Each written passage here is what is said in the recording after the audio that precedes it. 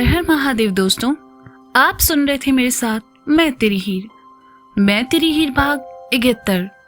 प्रताप की कहने पर प्रताप की आदमी शक्ति को पकड़कर ले आए। शक्ति जो कि जानता था ऐसा कुछ होने वाला है, उसने पहले ही विष्णु को इस शहर से दूर भेज दिया। शक्ति घुटनों के बल गिरा हुआ था और प्रताप के आदमी उसे घेरे खड़े थे। प्रताप नीचे आकर शक्ति के सामने पड़ी कुर्सी पर आ बैठा। उसने पान चबाते हुए एक बार फिर पीक साइड में थूकी और शक्ति की तरफ देखने लगा। शक्ति जिसे इस वक्त डरना चाहिए था वह प्रताप को घूरे जा रहा था। प्रताप से यह बर्दाश्त नहीं हुआ तो उसने शक्ति की तरफ झुककर कहा, तुम्हारी इतनी हिम्मत कि हमारे सामने बैठकर हमें ही आंख दिखाओ। क्यों, तुम्हें डर लग रहा है क्या? शक्ति ने मुस्कुराते हुए कहा। तो प्रताप के एक आदमी ने हाथ में पकड़े डंडे को शक्ति की पीठ पर दे मारा, लेकिन शक्ति के मुंह से एक आह तक नहीं निकली। उल्टा वह हंसने लगा। उसे हंसते देखकर प्रताप ने कहा, लगता है ससुरा पगला गया है। अबे हंस काहे रहे हो? हम इसलिए हंस रहे हैं क्योंकि 10 मिनट बाद तुम और तुम्हारे आदमी यहाँ जमीन पर पड़े धूल चाटते नजर आओगे। शक्ति ने हंसते हुए कहा, शिवम्बा से हाथ मिलाए कि तुम खुद को 30 मार का समझ रहे हो? तुमको क्या लगा तुम उसके साथ मिलके हमको जेल भेज दोगे और हम डर जाएंगे? हमारा नाम है प्रताप सिंह। हमको आज तक शिवम्बा कुछ नहीं कर पाया, तुमको लगता है तुम कुछ उखाड़ लोगे? वो शिवम्बा जोन तुम्हारे माँ बाप को मारा, तुम उसी से हाथ मिला लिए? का बदले की आग ठंडी हो गई का? प्रताप ने कहा। राजन और भूषण भी मामला समझने के लिए उस ओर चले आए। शक्ति ने प्रताप की बात सुनी तो उसका चेहरा गुस्से से लाल हो गया। उसने अपने बगल में खड़े आदमी के पैर पर अपने सर से तेज वार किया। प्रताप के आदमी को कुछ समझ आता इससे पहले ही शक्ति उठा और उन्हें बुरी तरह मारने लगा। जो गुस्सा और नफरत अब तक उसने अपने अंदर दबा रखी थी वो आज सब यहां निकली। जैसा कि शक्ति ने कहा था, 10 मिनट बाद प्रताप राजन और भूषण को छोड़कर बाकी सब जमीन पर पड़े धूल चाट रहे थे। ये देखकर प्रताप अंदर से हिल गया, क्योंकि इस वक्त शक्ति में उसने 25 साल पुराने शिवम को देखा था। वह कुर्सी छोड़कर उठ खड़ा हुआ। शक्ति गुस्से से पलटा और एक घूंसा प्रताप के बगल वाले खंबे पर दे मारा। लकड़ी का वो खंबा टूटकर बिखर गया। शक्ति ने प्रताप की कॉलर पकड़ी और अपने करीब करके कहा, तुम्हें सिर्फ इसलिए छोड़ रहे हैं क्योंकि एक वक्त पर हमने तुम्हारा नमक खाया था। दोबारा ये गलती करने की भूल मत करना। हमारे माँ बाप को जिसने मारा था वो हम जान चुके हैं, इसलिए आज से तुम्हारा और हमारा रिश्ता खत्म। प्रताप शक्ति की आंखों में झलकते गुस्से को साफ देख सकता था। वह जान गया कि शक्ति को सब सच पता चल चुका है। शक्ति को अपने पापा की कॉलर पकड़े देखकर राजन को गुस्सा आ गया तो उसने शक्ति को उनसे दूर करते हुए कहा, अबे पगला गए हो? पापा ने तुमको रहने को घर दिया, खाना दिया, तुम वो साले इन्हीं के कॉलर पकड़ रहे हो? और वो शिवम गुप्ता जिसने कभी तुम्हारी खबर तक नहीं ली, उसके लिए तुम ये सब कर रहे हो? का रीजन क्या है इसके पीछे? भैया रीजन हम बताते हैं। गुप्ता जी की लौंडिया पर नजर है इनकी। हमने 1-2 बार घाट पर देखा है साथ इनको। काफी क्लोज थे दोनों, भूषण ने कहा। तो शक्ति उसे घूरने लगा। राजन को भी ये बात पसंद नहीं आई। उसने शक्ति की कॉलर पकड़ ली और कहा, भूषण जो कह रहा है वो सही है का? देखो, हमारे पिताजी से तुमको जो दुश्मनी रखनी है रखो, लेकिन काशी से दूर रहो, समझे? काशी को हम बहुत पसंद करते हैं और बहुत जल्द ही घर की बहू बना के लाएंगे। शक्ति ने बड़े ही आराम से राजन के हाथों को नीचे किया और उसकी आंखों में देखते हुए कहा, प्यार करते हैं हम काशी से। और तुमने तो क्या, अगर बनारस के किसी भी लौंडे ने उसकी तरफ आंख उठाकर भी देखा, उसको जिंदा जमीन में गाड़ देंगे। ये बात अच्छे से अपने भेजे में उतार लो तुम दोनों। राजन ने सुना तो गुस्से से उसके नथुने फूल गए। उसने जैसे ही प्रताप पर हाथ उठाने की कोशिश की, प्रताप ने उसकी कॉलर पकड़कर उसका सर बगल की दीवार से भिड़ाते हुए कहा, हम पागल हैं उसके लिए। वो सिर्फ हमारी है और हम उसके, इसलिए तुम्हारी भलाई इसी में है कि उसे भूल जाओ, वरना वो हाल करेंगे कि कुछ याद नहीं रख पाओगे। राजन के सर से खून निकलकर कनपट्टी पर बहने लगा। शक्ति का गुस्सा देखकर भूषण ने भी अपने कदम पीछे ले लिए। शक्ति ने एक नजर प्रताप को देखा और फिर वहां से चला गया। राजन ने शक्ति के पीछे जाने की कोशिश की तो प्रताप ने उसके कंधे पर हाथ रखते हुए कहा, नहीं राजन वाह, बनारस फिर से अपना इतिहास दोहरा रहा है। यही गुस्सा 25 साल पहले हमने शिवम की आंखों में देखा था, सारिका के लिए। शक्ति के रास्ते में मत आओ, हम तुमको खोना नहीं चाहते बेटा। प्रताप की बात सुनकर राजन रुक गया और सहसा ही उसका हाथ अपनी कनपट्टी पर चला गया। उसने अपनी उंगलियों पर लगे खून को देखा तो अचेत होने लगा। भूषण और प्रताप ने उसे संभाला। प्रताप की नजरें अभी भी अपने घर के दरवाजे की ओर थी, जहां से कुछ देर पहले एक तूफान आया था और सब तबाह करके चला गया। प्रताप के घर से निकलकर शक्ति बाजार की तरफ चल पड़ा। सकरी गलियों से होते हुए वह चला जा रहा था। उसकी आंखें काशी को देखने के लिए बेचैन थी। चलते चलते शक्ति की नजर अपने हाथ पर गई जिस पर चोट लगी थी। उसने गली की एक दुकान पर लग के स्कार्फ में से पतला स्कार्फ निकाला और अपने हाथ पर लपेट लिया। चलते चलते उसके कानों में अपनी ही कही बात गूंजी, प्यार करते हैं हम काशी से, हम पागल हैं उसके लिए, वो सिर्फ हमारी है और हम उसके। शक्ति के होठों पर मुस्कान तैर गई। उसे काशी से इतना प्यार हो जाएगा उसने कभी सोचा नहीं था। चलते चलते 80 घाट की तरफ चला आया। काशी अक्सर यहीं आया करती थी। शक्ति ने चारों तरफ नजर दौड़ाई लेकिन आज काशी यहां नहीं थी। शक्ति की नजर 80 घाट से लगकर जाती गली की तरफ चली गई तो उसे वो पल याद आ गया जब काशी उसका हाथ पकड़कर उसे वहां लेकर गई थी। ये देखकर शक्ति की आंखें नम हो गई। उसने नजरें घुमा ली तभी नजर दूसरी दूर एक चाय की टपरी पर चली गई। ऐसे ही एक चाय की दुकान पर खड़े होकर काशी ने उसके साथ चाय पी थी और उस वक्त कितना बोल रही थी वो, लेकिन आज शक्ति उसकी आवाज सुनने को तरस रहा था। नम आंखों के साथ वह फिर मुस्कुराने लगा और बड़बड़ाने लगा, कैसे मिले काशी से, काश वो यहां होती और हम उसे बता पाते कि हम उसे कितना चाहते हैं। हमें उसकी जरूरत है। इस पूरे शहर में अगर कोई हमारा अपना है तो वो सिर्फ काशी है।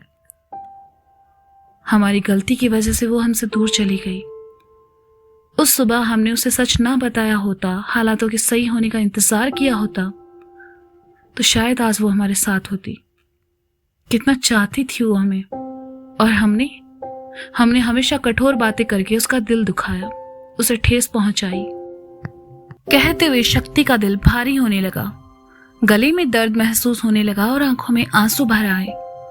शक्ति काशी को बहुत याद कर रहा था और पिछले 2 दिन से वह बस काशी की एक झलक पाने को तरस रहा था, लेकिन काशी उसे नहीं मिली। शक्ति ने अपने हाथों को अपने होंठों से लगा लिया और ऊपर आसमान में देखते हुए महादेव से प्रार्थना करने लगा कि एक बार वह काशी को उससे मिला दे। शाहिद भैया 3 प्लेट चाट लगा दीजिए, वो भी तीखी वाली। काशी की आवाज शक्ति के कानों में पड़ी। शक्ति ने आवाज वाली दिशा में देखा। कुछ ही दूर काशी अपनी 2 सहेलियों के साथ शाहिद के ठेले के पास खड़ी थी। काशी को देखकर शक्ति के दिल को सुकून मिला। वह कुछ देर अपलक उसे देखता रहा। काशी अपनी सहेलियों से बात करते हुए हंस मुस्कुरा रही थी। शक्ति की आंखों में आंसू थे लेकिन होठों पर मुस्कान भी थी। उसे काशी को देखकर इतनी खुशी हो रही थी कि उसका दिल किया जाकर काशी को गले लगा ले, लेकिन शक्ति वहीं खड़ा रहा और प्यार से उसे निहारता रहा। काशी का ध्यान शक्ति पर नहीं गया। शक्ति ने अपने कपड़े सही किए, अपने बालों को सही किया, अपनी आंखों को पोंछा। आज पहली बार काशी के सामने जाते हुए उसे अपना ख्याल आ रहा था, वरना आज से पहले उसने अपने कपड़ों पर या खुद पर ध्यान नहीं दिया था। शक्ति धड़कते दिल के साथ काशी की ओर बढ़ गया। वह काशी के सामने आया और कहा, काशी। शक्ति की आवाज काशी के कानों में पड़ी तो उसका दिल धड़क उठा। उसने अपनी पलकें उठाकर सामने खड़े शक्ति को देखा। काशी ने बड़ी मुश्किल से अपनी आंखों में आते आंसुओं को रोका और शक्ति को इग्नोर कर शाहिद से कहा, थोड़ा जल्दी कीजिए, बस दीदी बना रहे हैं। शाहिद ने कहा, काशी हमें तुमसे कुछ बात करनी है। शक्ति ने बहुत मुश्किल से कहा, ऋतु, प्रिया, चलो यहां से चलते हैं। कहते हुए काशी उन दोनों के साथ जाने लगी तो शक्ति एकदम से उसके सामने आ गया और कहा, काशी 2 मिनट हमारी बात सुन लो, हमें तुम्हें कुछ बताना है। शक्ति को अपने सामने देखकर काशी को बहुत तकलीफ हो रही थी। वह इस वक्त शक्ति से कोई बात करना नहीं चाहती थी, इसलिए शक्ति के साइड से निकलने लगी। तो शक्ति ने उसका हाथ पकड़कर उसे रोक लिया और कहा, काशी एक बार हमारी बात तो सुनो। क्यों सुने हम तुम्हारी बात? काशी ने दर्द भरे स्वर में कहा और शक्ति का हाथ झटक दिया। शक्ति काशी की तरफ पलटा तो काशी आंखों में आंसू भरकर कहने लगी, क्यों सुने हम तुम्हारी बात? जब हम तुम्हारे पीछे आते थे, तुमसे बात करना चाहते थे, तब तुम्हें हम में कोई दिलचस्पी नहीं थी। तुम हमें पसंद नहीं करते ये जानते हुए भी हम बार बार तुमसे मिलते थे। तुम्हारे पीछे आते थे ये सोचकर कि एक दिन तो तुम्हें यकीन होगा कि हम तुम्हें कितना पसंद करते हैं। क्यों सुने हम तुम्हारी बात? जब तुमने कभी हमारी भावनाओं को नहीं समझा, हमें दुख पहुंचाया और हम फिर भी पागलों की तरह तुम्हारा इंतजार करते रहे। क्यों सुने हम तुम्हारी बात जब तुम्हें हमसे प्यार ही नहीं है? कहते हुए काशी की आंखों में रुके हुए आंसू बह गए।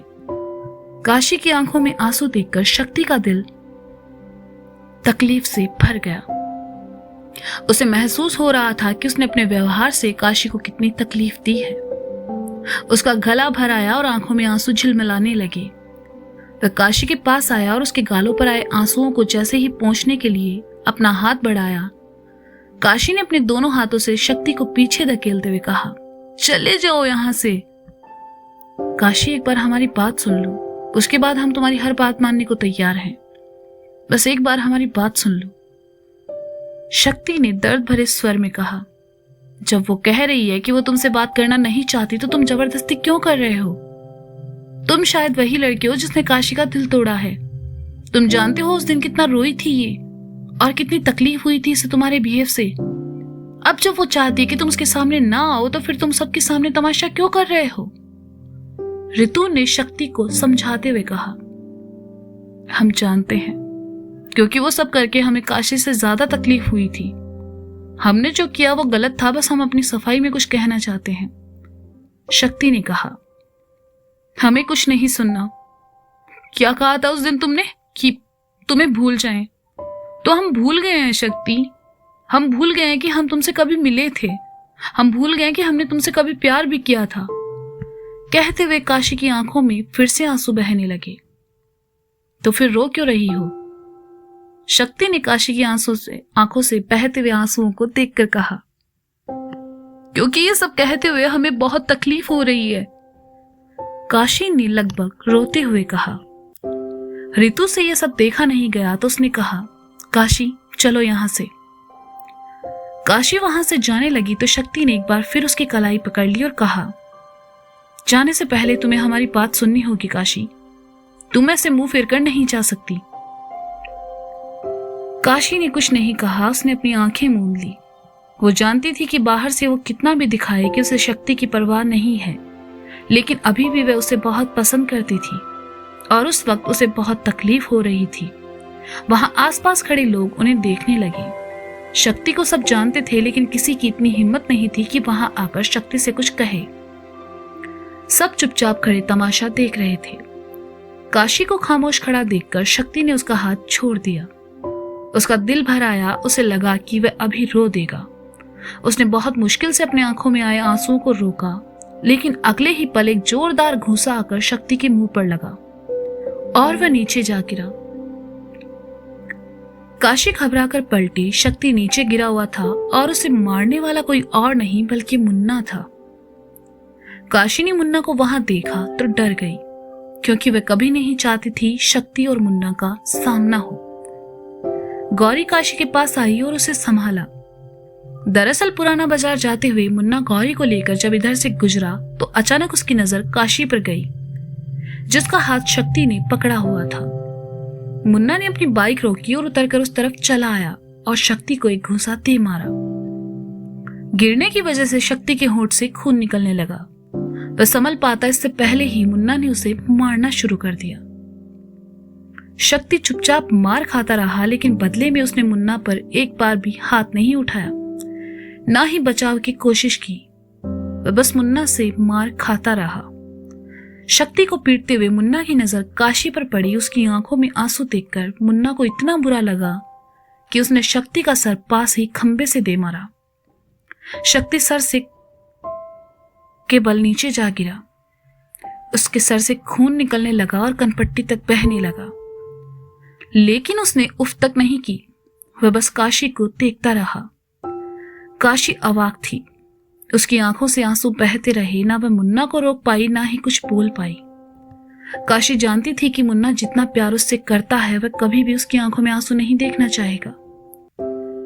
मुन्ना का गुस्सा देखकर गौरी, प्रिया और ऋतु भी डर गई, क्योंकि हमेशा शांत रहने वाला, सबसे प्यार से बात करने वाला मुन्ना आज शक्ति को बेरहमी से पीट रहा था।